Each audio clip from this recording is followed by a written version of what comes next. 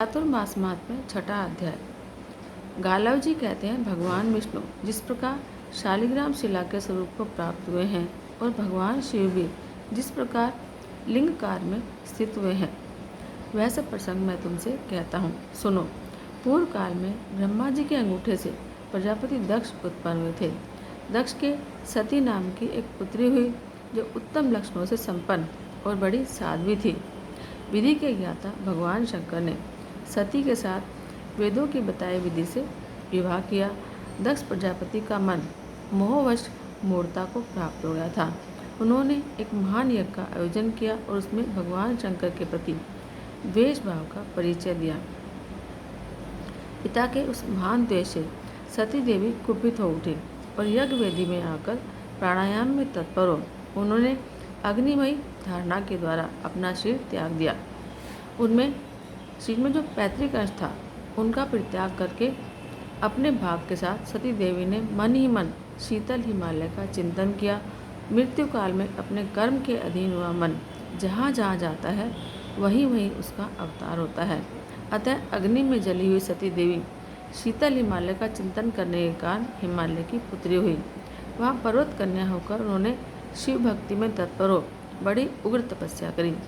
तदंतर सहस्त्रों वर्षों के पश्चात भूत भावन भगवान महेश्वर ब्राह्मण का वेश धारण कर उस स्थान पर आए और पार्वती के कर्म और स्वभाव की परीक्षा लेकर उन्हें तपस्या से विशुद्ध जाना।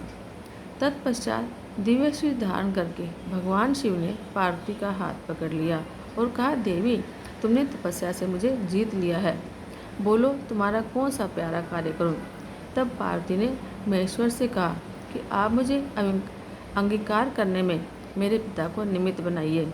उनके इस प्रकार कहने पर भगवान शंकर ने सप्त ऋषियों को हिमालय के पास भेजा। सप्त ऋषियों ने हिमालय के पास जाकर लगन का समय बताया और महादेव जी से सब समाचार कहकर वे अपने स्थान को चले गए।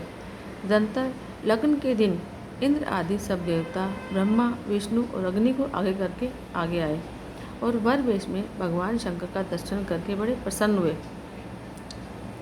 हिमवान ने दूल्हे वेश में भगवान शंकर का दर्शन करके अपने को कृतार्थ माना और प्रसन्नतापूर्वक मधुपर्क आदि शुभ उपचारों से उनका पूजन किया।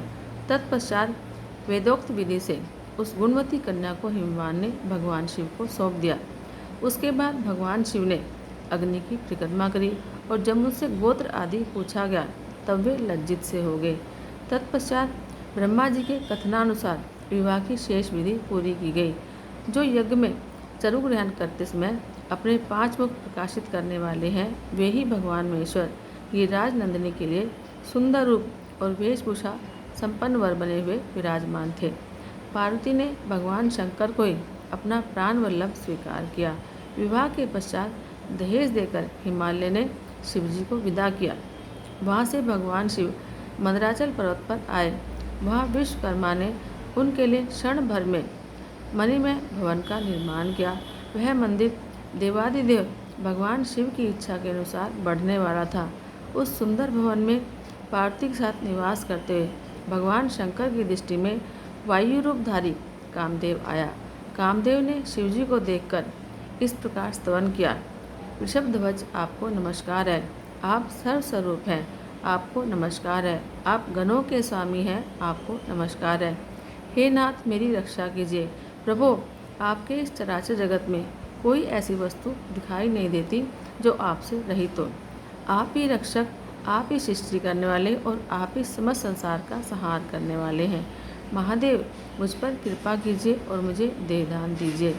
भगवान शिव बोले, कामदेव, मैंने पूर्व काल में मैं पार्वती के आगे भस्म किया था, अब पुनः उन्हीं के पास शरीरधारी हो जाओ। भगवान शिव के ऐसा कहने पर कामदेव ने अपना शीर धारण किया और विनय से नम्र हो उसने पार्वती से दोनों चरणों में प्रणाम किया। उस समय उनके मन में बड़ी प्रसन्नता थी।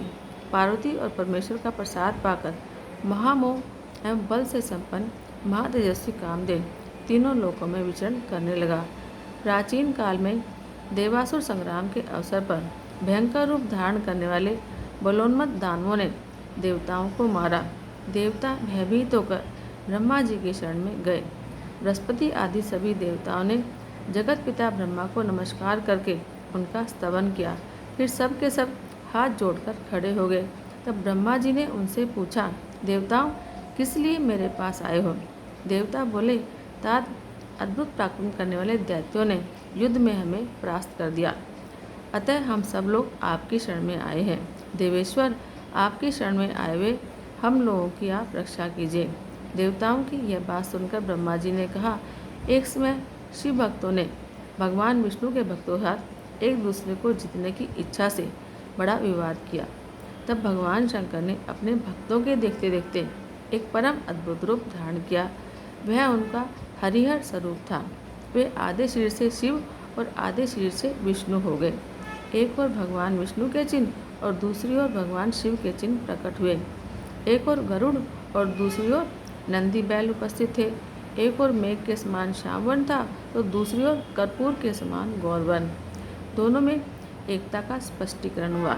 इसी प्रकार संपूर्ण विश्व में एक ही भगवान व्यापक है, अतः विश्व भगवान से भिन्न नहीं है। इस तरह भगवान की एकता का बोध हुआ। श्रुतियों और स्मृतियों के अर्थ को बाधित करने वाली भेद बुद्धि नष्ट हो गई।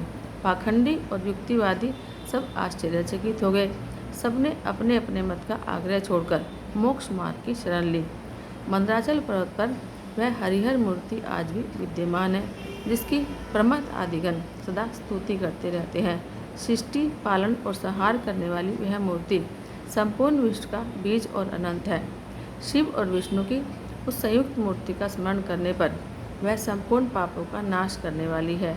वह परम सत्य और योगी पुरुषों के द्वारा चिंतन करने योग्य है। मुक्ति की इच्छा करने वाले मनुष्य उस मूर्ति का ध्यान करके परम पद को प्राप्त होते हैं।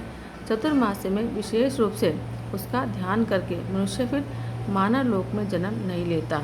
उस हरिहर मूर्ति के समीप जो लोग आते हैं उनका भी भगवान कल्याण करते हैं। ऐसा कहकर ब्रह्मा जी वहीं अंतर्ध्यान हो गए। तत्पश्चात वे अग्नि आदि देवता मंदराचल पर्वत पर गए और भगवान महेश्वर को खोजते हुए वहीं पर भ्रमण करने लगे। तदंतर चातुर्मास्य पूर्ण होने पर हरिहर स्कंद रूपधारी भगवान शिव उनके सामने प्रसन्न होकर प्रकट हुए। भगवान हरिहर महादेव ने उनको दर्शन दिए और बोले, देवेश्वरों, तुम लोग जाओ और अपने अपने अधिकारों का उपभोग करो। मैंने उन दानवों को जिनसे तुम्हें भय था मार डाला है। तब प्रसन्नचित्त एवं बाधा रहित देवता कोटि कोटि विमानों के द्वारा अपने अपने अधिकारों को प्राप्त हुए। एक समय सब देवताओं और भगवान विष्णु और शिव के द्वारा भी पार्वती जी की इच्छा के प्रतिकूल कोई कार्य हो गया। इससे उन्होंने देवताओं को मृत्युलोक में प्रस्तर प्रतिमा होने का शाप दिया। उसी समय उन्होंने भगवान विष्णु से कहा, आप भी मृत्युलोक में शिला रूप होंगे। और शिवजी को भी ब्राह्मणों के शाप से लिंगाकार प्रसरू प्राप्त होगा। तब भगवान विष्णु ने पार्वती जी को प्रणाम करके कहा, महाव्रते, महादेवी, आप सदैव महादेव जी की प्रिया हैं। संपूर्ण भूतों की जननी आपको नमस्कार है। आप कल्याणमयी हैं, आपको नमस्कार है। तब पार्वती जी ने प्रसन्न होकर कहा, जनार्दन, आप शिला रूप में रहकर भी योगेश्वरों को मोक्ष देने वाले होंगे। विशेषतः चतुर्मास्य में सब भक्तों की कामनाएं पूर्ण करने वाले होंगे। ब्रह्मा जी की प्यारी पुत्री जो गंडकी नाम वाली नदी है, वह महान जलराशि से भरी हुई और परम पुण्यदायिनी है। उसी के अत्यंत निर्मल नीर में आपका नित्य निवास होगा।